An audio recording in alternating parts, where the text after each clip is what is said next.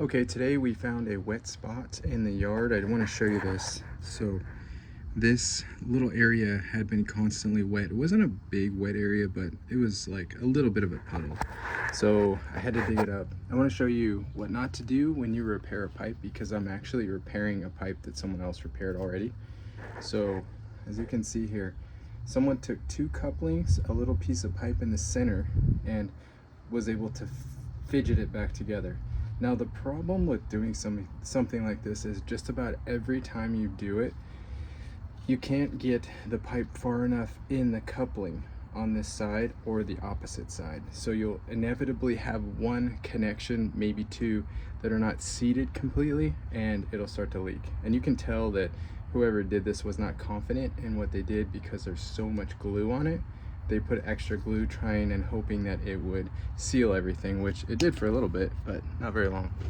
So what we're gonna do today, we're gonna put it back together properly.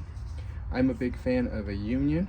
A union can take high pressure, and it's an easy way to put a pipe back together properly, and we can use one connection on the other side.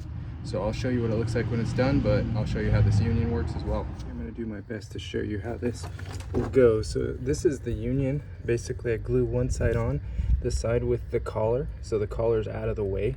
The union is 3 pieces, so this unthreads right there. So put the collar back, and basically we're gonna replace from this connection all the way over to here with a piece of pipe, and I will show you the finished product and what that looks like.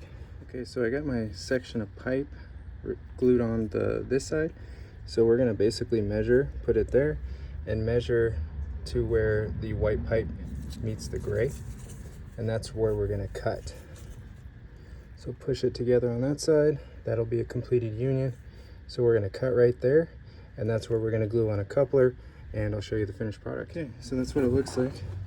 Glued this on. So with a union, you do have to have a little bit of movement with the pipe. So with this one, I was able to pull it out of the way and slide it in. That way I got everything really tight. A little trick is you do want the union 2 pieces to be pushed together as much as possible. So this one has a nice bit of pressure on it, so it's pushing together. And then this little collar just screws on here. You screw it all the way on, and then it holds it together nice and tight. One thing we did not talk about, you have to use primer, purple primer, on these type of connections, because otherwise they won't last very long. So hey, thanks for watching, and I hope this helped your pipe repair project.